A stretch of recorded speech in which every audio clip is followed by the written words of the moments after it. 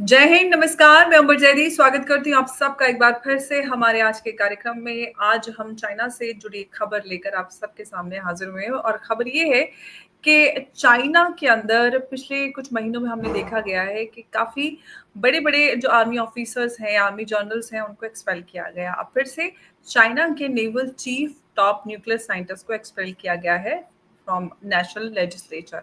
अब बात ये है कि जितने भी ये पावरफुल डिफेंस और सिक्योरिटी एस्टेब्लिशमेंट के जो ऑफिसर्स हैं, उनको क्यों बार-बार इस तरह से एक-एक करके हटाया जा रहा है। माना ये जा रहा है कि जितने भी आर्मी जनरल्स या फिर अभी हम ये नेवी ऑफिसर्स की बात करते हैं, पीएलएन के जो ऑफिसर हैं, उनको एक्सपेल किया गया है। ये सारे के सारे जो हैं, ये शी जिनपिंग के करीबी माने जा रहे हैं और पिछले कुछ महीनों में एक के बाद एक ये खबरें आ रही हैं कि कभी कोई पीएलए का कोई जनरल, अभी पीएलएन का जनरल, फिर साइंटिस्ट, इस तरह से ये सब चल रहा है। जो हो रहा है उसके पीछे जियांग यूजिया है, जो कि vice chairman of the central military commission of people's republic of China.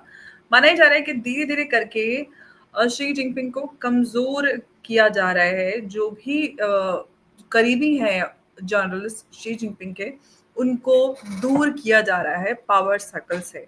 अब इसके पीछे क्या अब हम आने वाले समय में चाइना में कोई बदलाव देखेंगे? क्योंकि जिस तरह से शी जिनपिंग को कहा जा रहा है कि उनको वो बीमार भी हैं, उनकी उम्र हो गई है और जो फर्स्ट इन लाइन जो लीडरशिप है वो फिलहाल कोई नज़र नहीं आती। तो क्या अल्टरनेटिव है चाइना के पास शी जिनपिंग के बाद? ये भी कई सारे सवाल हैं, इन सारे सवालों को लेकर हम चर्चा करेंगे और हमारे साथ मौजूद है उमेश जी। उमेश जी, स्वागत है आपका। जय हिंद, नमस्कार। जय सिया राम। अंबर जी। जय सिया राम। उमेश जी, चाइना से इस तरह की खबरें पिछले कुछ महीनों से लगातार आ रही हैं। कभी कोई आर्मी जनरल, कभी कोई मतलब कई सारे आर्मी जनरल हो चुके हैं। अब ये नेवल चीफ और साथ ही टॉप न्यूक्लियर साइंटिस्ट। क्या चल रहा है? क्या वाक़ई में शी जिनपिंग को कमज़ोर किया जा रहा है? और जहाँ तक ये खबरें आ रही हैं, जितने भी ये top army generals, naval chief और साइंटिस्ट हैं, ये सारे के सारे शी जिनपिंग के नज़दीकी माने जा रहे हैं। देखिए, आपको मालूम होगा 2012 में Xi Jinping became the 7th president of China और तकरीबन 13 साल हो चुके हैं।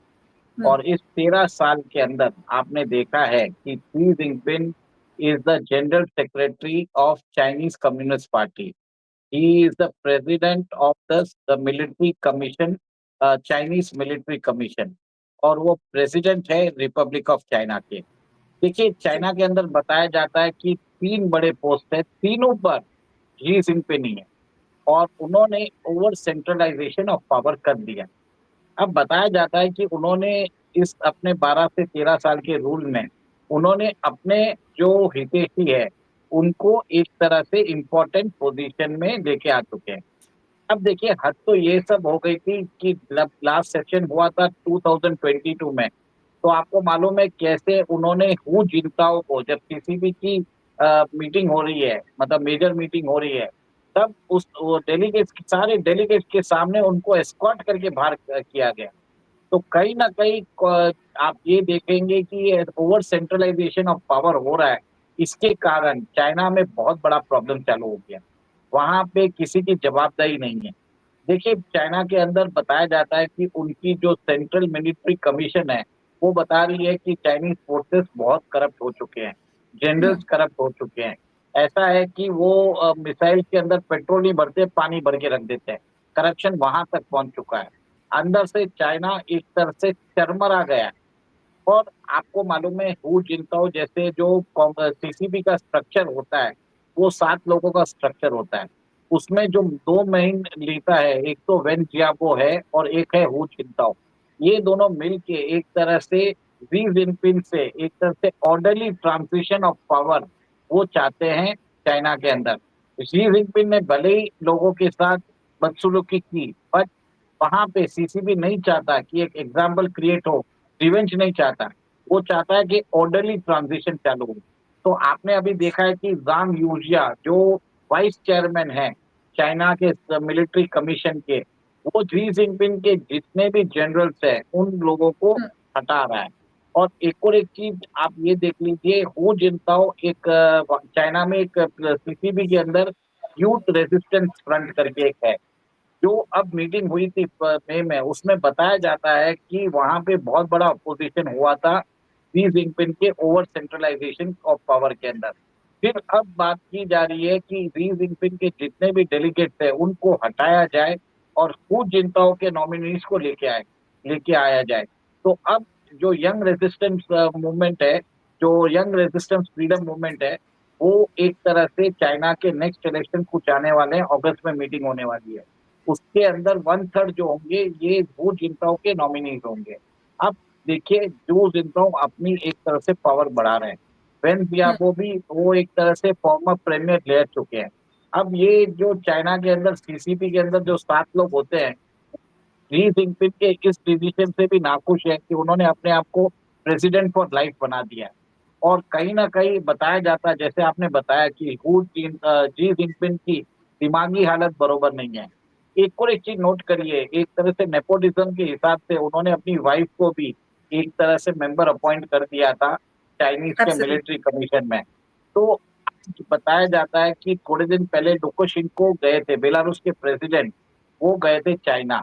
और उधर अ, उन जनरली आप देखते हैं कि दो चाइनीज प्रीमियर के साथ उनकी वाइफ भी रहती है, पर अब वो कहीं नजर नहीं आ रही है।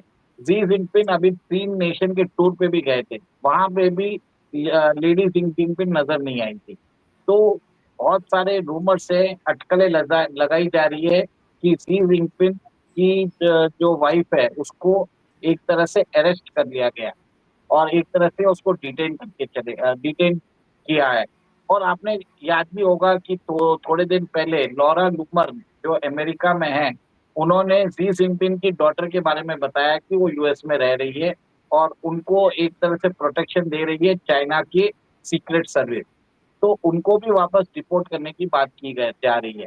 तो अब एक तरह से आप मैं ये बता रहा हूँ, शी जिनपिंग ने एक तरह से हथियार डाल दिए हैं और उसने बोला है कि आप जो चाहते हैं आप वो कर लीजिए, मेरे जितने भी जनरल थे उनको पर्च करना है आप कर लीजिए, बट मेरी जो मेरे जो फादर की कब्र है उसको आप कुछ भी नहीं करेंगे।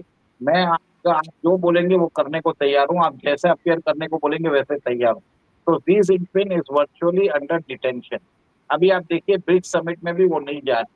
तो कहीं न कहीं बताया जाता है कि ये जो एक रीज़न मैन्युफैक्चर किया गया है कि मोदी जी को स्टेट डिनर बुलाया गया है, इसके लिए मैं नहीं आ रहा हूँ। असली रीज़न ये है कि चाइना के अंदर पावर कूप स्ट्रगल चल रहा है और वो धीरे-धीरे ऑर्डरली ट्रांज़िशन चाहते हैं और शी जिनपिंग एक तरह से हॉनरेबल और ग्रेसफुल एग्जिट चाहते हैं। तो उसकी तैयारी चल रही है। अब इमीडिएटली इतना बड़ा डिसीजन लेना बहुत मुश्किल वाला काम है। तो अब उनके साथ में जितने भी उनके जनरल्स हैं वो रिमूव किया जा रहा है। अब आप समझ लीजिए उनकी जो कैबिनेट में जो लोग हैं, वो भी एक तरह से शी जिनपिंग के अगेंस्ट हो चुके हैं। वांग यी जैसा जो फॉरेन मिनिस्टर है, उसने भी एक तरह से शी जिनपिंग का हाथ छोड़ दिया है। अब over centralisation of power purge करके लोगों को एक तरह से उन्होंने एग्जीक्यूट भी करवाया और चाइना में बताया जाता है कि किस तरह से उन्होंने अपने सत्ता अपने हाथ में ले रहे हैं। अब एक तरह से चेंजेस चालू हो गए। Everybody is not happy with this over centralisation of power. Collective leadership की बात हो रही है इसमें, जो होगा जैसे तो क्या चाइ उमेश जी, चाइना में एक बड़े बदलाव की हम किरण देख सकते हैं? क्या कुछ बदलाव आ सकता है चाइना में, या वैसे ही जिस तरह से एक डिक्टेटरशिप चलती आ रही है वो ही रहेगा कि एक के बाद एक कोई और? देखिए, ऐसे स्ट्रक्चर में कोई चेंजेस नहीं आएगा। अभी जैसे एक आदमी के हाथ में सारा पावर है, उस समय 3 लोगों के हाथ में पावर रहेगा। तीनों मिलके एक तरह से बोलेंगे ये ऐसे काम करना है। बात हो रही है कलेक्टिव लीडरशिप की। तो कहीं न कहीं आप देखेंगे कि शी जिनपिंग के पावर्स को स्ट्रिप किया जाएगा। उनके पास जो इम्पोर्टेंट पोर्टफोलियोज़ है वो भी उनसे छीना जा रहा है। बताया जाता है ज़ांग यूज़ाई एक तरह से उनके जो जनरल्स हैं, सबको हटा रहे हैं। इम्पोर्टेंट पोर्टफोलियोज़ जो जिनके हाथ में थे, उसको अपने अंदर ले रहे हैं। तो कहीं न हुँ, कहीं वो ट्रांज़िशन चालू हो चुका है और कहीं न कहीं बात की जा रही है कि नई लीडरशिप को भी उन्होंने एक तरह से नेम कर दिया है। देखिए, हुँ, जो नाम आ रहे हैं, स्पेकुलेशन आ रहे हैं, एक तो नाम आ रहा है डिंग ज्यूरिंग का, फिर टेन जीलिन का नाम आ रहा है कि वो शायद रिप्लेस कर सकते हैं जी जिनपिंग को, कि 2-3 पोजीशन उनके पास, 3 पोजीशन वो खुद ले चुके हैं। अब जो होगा, जो भी अपॉइंट होगा, 3 लोग अपॉइंट होंगे। तो इससे क्या होगा, चाइना के अंदर कलेक्टिव लीडरशिप की बात की जा रही है। तो ये एक तरह से देखिए, एक और एक चीज आप नोट कर लिए, चाइना में जो न्यूज़ होती है, वो एक्चुअली स्पेकुलेशन होता है, और जो रूमर्स होती है, जो बताया जाता है, वो एक्चुअल न्यूज़ होती है।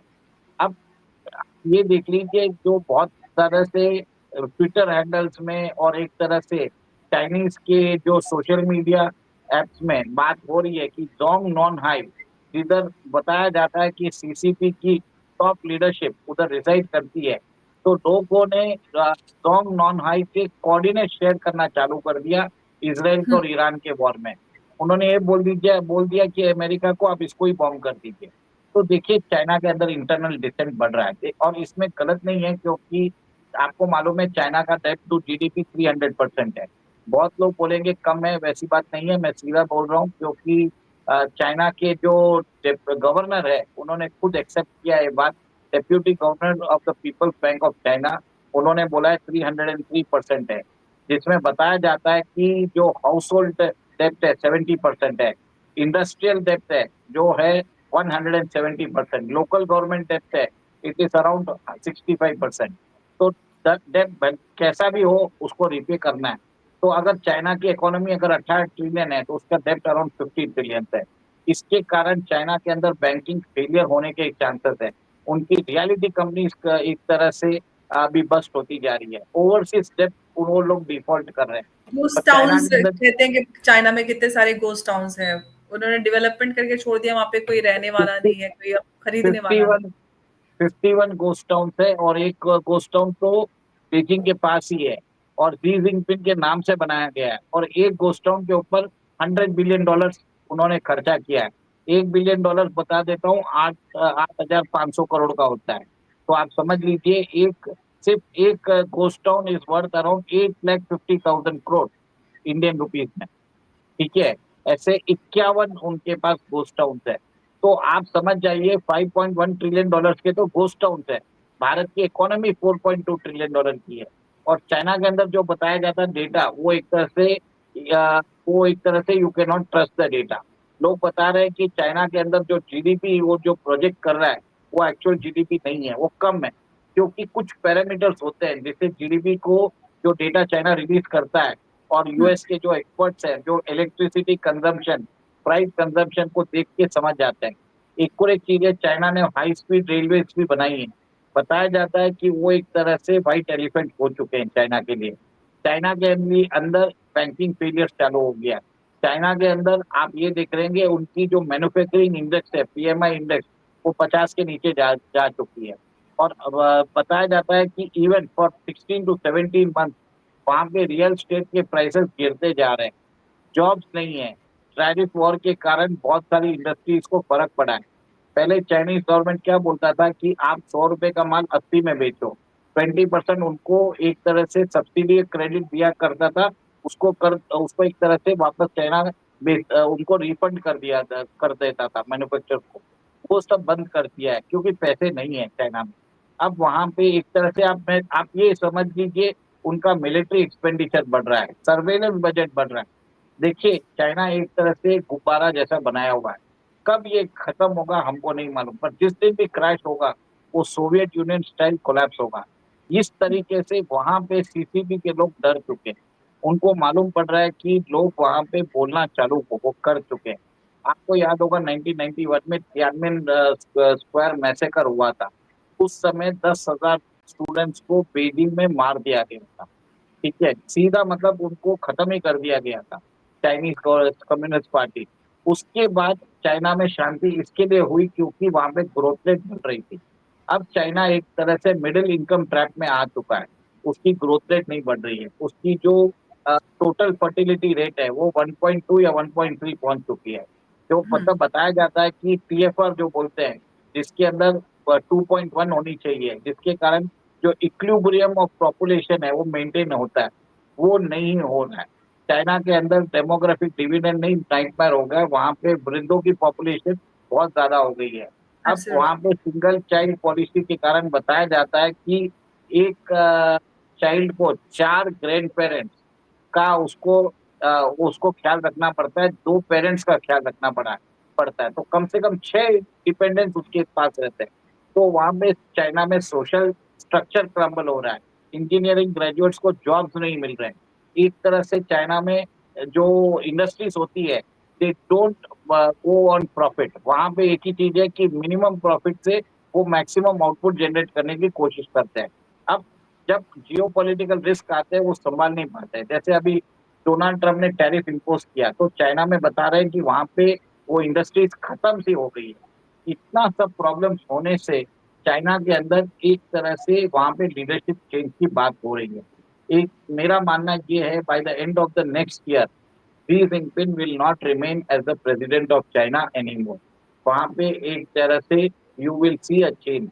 और एक अगर लेकिन ये व्हाट नहीं, change, who is the alternative? मैंने आपको 2 नाम बताए हैं, डिंग ज़ियुजियांग बोल रहे हैं या चेन ज़िलिंग बोल रहे हैं। ये 2 नाम एक तरह से फ्रंट रनर्स हैं और इनके जो पावर्स है धीरे-धीरे बढ़ाए जा रहे हैं। और एक तरह से बताना चाहते हैं कि they don't want to project कि चाइना के अंदर पावर स्ट्रगल हो रहा है। वहाँ पे बताया जा रहा है कि Xi Jinping will name the successor और वो अपने आप ही पद छोड़ेंगे। But it is a nasty bloody coup. इसके अंदर ये एक ही चीज़ है, मैं यही बताना चाहता हूँ आपको। जी। और इसका रीज़न उनके इकोनॉमिक कोलैप्स, जो पॉसिबल इकोनॉमिक कोलैप्स है या इम्पेंडिंग इकोनॉमिक कोलैप्स है, that would be the reason. Okay, अब देखते हैं, क्योंकि जो अमेरिका और चाइना के बीच टैरिफ वॉर छिड़े उसका तो ज़ाहिर तौर है कि सीधे तौर से चाइनीज़ कंपनी पर असर नज़र आया और असर ज़रूर पड़ा है। और कई सारी चाइना की अपनी खुद की पॉलिसीज़ है जिसकी वजह से चाइना में इस तरह की त्रासदी देखने को मिल रही है। अब आने वाले समय में जो लीडरशिप चेंज की बात हो रही है, वो कितनी पॉसिबल है, क्योंकि हमें पिछले कुछ महीनों से ये तो साफ तौर से नज़र आ रहा है कि जो भी शी जिनपिंग के नज़दीकी आर्मी जनरल्स हैं, उनको एक के बाद एक एक्सपेल किया जा रहा है। और ये साफ तौर से नज़र आ रहा है कि वो शी जिनपिंग को कमज़ोर करने के लिए किया जा रहा है। कितने कमज़ोर हो पाएँगे और कौन होगा अगला चेहरा चाइना में? जी, कुछ अमेश ऐड करना चाहते हैं? देखिए, मैं और भी बताना चाहता हूँ, शंघाई में पॉपुलेशन कम हो चुकी है। पहले शंघाई जी। की पॉपुलेशन 2 करोड़ 50 लाख की थी, अभी बताया हुँ, जाता है 2 करोड़ के अंदर आस-पास हो चुकी है। जो एक्सपैट पॉपुलेशन है वहाँ से हट चुका है। जो स्पेंडिंग पॉपुलेशन है, वहाँ पे स्टोर्स जो है, वो एक तरह से वेकेंट पड़े हैं और एक बहुत सारे लोग तो पॉपुलर माल्स में भी नहीं जा रहे। वहाँ पे जो ग्रेजुएट्स हैं, वो एक तरह से सब मीडियट जॉब्स कर रहे हैं, दूसरे जॉब्स कर रहे हैं। लोग एक तरह से जो रोड साइड इटरीज फूड होती है, जो बजट फूडिंग होती है, वहाँ पे ज़्यादा जा रहे हैं। कट्स होते जा रहे हैं, लोग अपना खर्चा कम कर रहे हैं। इसका मतलब ये समझ लीजिए, लोग नया रियल एस्टेट नहीं दे रहे हैं। बैंक्स हुँ, बैंक्स में लोगों को पैसा निकालने नहीं दिया जा रहा है और एक तरह से स्ट्रिक्ट सर्वेलेंस हो रहा है। तो आप ये देखो, इसका मतलब ये है कि चाइना के अंदर हालात बहुत खराब है उनके। उनके अभी जी, एक तरह से उसको कैसे भी मतलब एक तरह से उस जो इमेज है उसको बचाया जा रहा है। बट एक मेरा ये मानना है कि कहीं न कहीं ये जो हाउस ऑफ कार्ड्स है, शी जिनपिंग का, वो गिरने वाला है और जो होगा इसका कारण इकोनॉमिक कोलैप्स होगा। जी। ग्वांग्झो हो या ग्वांग्झो जैसी प्रोविंस देख लीजिए, शेंज़ेन देख लीजिए या किधर भी उनके जो टाउन्स देख लीजिए, बताया जाता है कि कैंटन फेयर जो होता है, लास्ट टाइम जो हुआ था, उसके अंदर जनरली यूरोपियंस आते हैं, अमेरिकन्स आते हैं, इस बार कोई नहीं आया था। मैक्सिमम इंडियंस थे, रशियंस थे, अफ्रीकन्स थे और आप समझ जी, लीजिए सब लोग जो चाइना के अंदर जो चीज़ें बनती थी, वो अब मेक्सिको में बनना चालू हो गया। और बिल्कुल। आज यूएसए का मैक्सिमम बड़ा पार्टनर, जो ट्रेडिंग पार्टनर है, वो मेक्सिको है। चाइना सेकंड स्टैंड पे आ गया। चाइना से बिल्कुल। इंडस्ट्रीज़ भाग रही है। तो बिल्कुल, बहुत जो सारे चाइना में प्रॉब्लम्स आ रहे हैं। बिल्कुल एग्ज़ैक्टली प्रॉब्लम्स चाइना के सामने बहुत सारे हैं और उसकी वजह चाइना की अपनी खुद की पॉलिसीज़ मेजरली रही हैं। और अब जब हमने बात की vice admiral Li Hanjun, chief of staff the People's Liberation Army Navy, and Liu Xingpang, deputy chief engineer of China's National Nuclear Corporation, दोनों को ही एक्सपेल कर दिया गया है। और ये रिपोर्ट की है Hong Kong based south China morning post ने। और अब इसका असर, इसके पीछे के जो रीजंस हैं वो हमने उस पर चर्चा की। उमेश जी, बहुत बहुत आपका एक बार फिर से 39 शुक्रिया। जनरल्स, आप, मैं बताना चाहूंगा इतना नहीं, 39 जनरल्स को उन्होंने एक्सपेल किया। आप हाँ जी, सोचिए, क्योंकि अप्रॉक्स अबाउट 5 million। एब्सोल्युटली, क्योंकि पिछले कुछ महीनों से लगातार किसी ना किसी आर्मी जनरल और आर्मी से रिलेटेड लोगों को एक्सपेल करने की खबरें आ रही है, और वही बात हमने कही कि ज्यादातर वो लोग हैं ये जो शी जिनपिंग के नजदीक हैं। एक बार फिर से आपका बहुत शुक्रिया रमेश जी। नमस्कार, जय हिंद, जय भारत। जय सिया राम।